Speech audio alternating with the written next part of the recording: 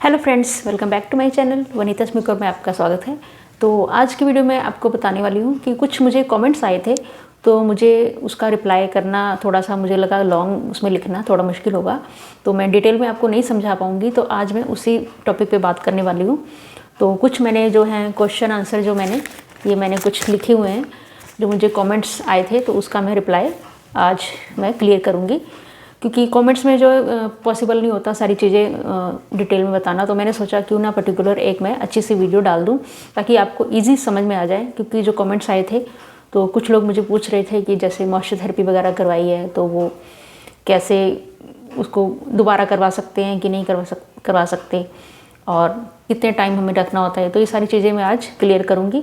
और कुछ तो आज मैं सबसे पहले आपको बताने वाली हूँ कि फर्स्ट मुझे कमेंट्स आया था कि सर मैंने ये थेरेपी करवाई थी मॉइस्चर थेरेपी, पर मेरे बाल जो हैं स्ट्रेट नहीं हुए, तो क्या मैं दोबारा करवा सकती हूँ।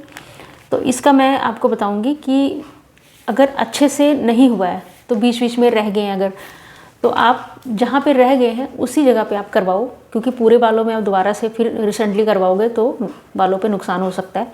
जहाँ पे जैसे फ्रंट एरिया पे जैसे अगर रहते हैं कि थोड़े रह गए हैं, कर्ली हो गए हैं, मतलब अच्छे से स्ट्रेट नहीं हुए हैं, तो आप उस जगह पे करवा लो।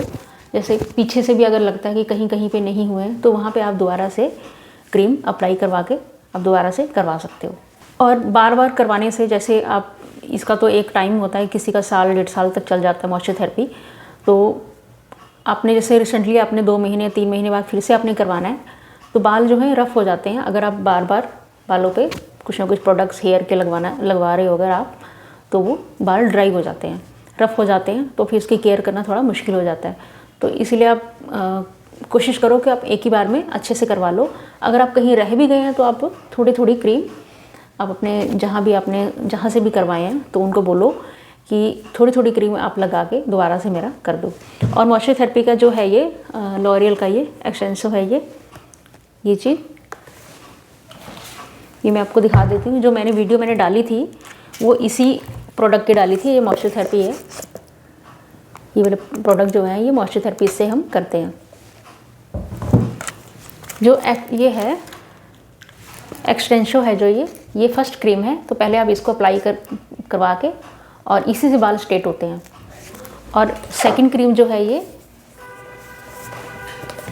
इससे जो बाल है, जब हम जो क्रीम फर्स्ट अप्लाई करने के बाद ये लास्ट में है ये न्यूट्रलाइजिंग क्रीम है, और इसको फिर अप्लाई करेंगे। सेकंड में ये अप्लाई करना है। ये जो है जो बाल हम स्ट्रेट किए हैं फर्स्ट क्रीम लगाने के बाद, ये उसको फिक्स करता है।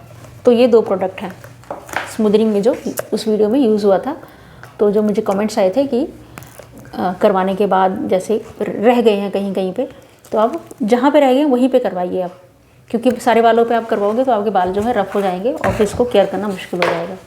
सो सेकेंड क्वेश्चन मुझे आया था कि अगर ये क्रीम जो है अगर रूट्स पे लग जाए तो मतलब कोई नुकसान तो नहीं है। तो रूट्स पे जो है इसको अप्लाई करने के टाइम रूट्स पे नहीं लगाना है, और जब हम इसको वॉश करते हैं तो रूट्स पे तो थोड़ा बहुत लग ही जाता है। पर ये है कि जब आप वॉश करोगे तो उसका जो पानी जब लगेगा वॉश करने के टाइम, तो उसका असर जो है काफ़ी हद तक कम हो जाता है।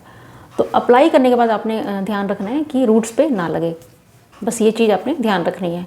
और बालों की केयर भी करनी है। इसके बाद में आप रेगुलर हेयर स्पा करवा सकते हो। और बालों की अगर आप लॉन्ग टाइम तक चाहते हो कि हेयर मेरे अच्छे रहें, स्ट्रेट रहें, फ्रीजी ना हो, तो आप हर तीसरे दिन आप शैम्पू कीजिए, कंडीशन कीजिए और ध्यान रखिए बालों का। और हो सके तो आप 15 डेज़ में या मंथ में एक बार हेयर स्पा भी ले सकते हो। सो आई होप कि आपको क्लियर हो गया होगा। तो कुछ और अब अगर आपको नहीं समझ में आया तो मुझे कमेंट्स ज़रूर करना, तो मैं उसको रिप्लाई ज़रूर करूँगी। तो चैनल को सब्सक्राइब कीजिए, लाइक कीजिए, शेयर कीजिए अपने फैमिली फ्रेंड्स को। और कुछ कमेंट्स होगा, कुछ डाउट हो तो मुझे आप ज़रूर बताएं। Okay, bye bye.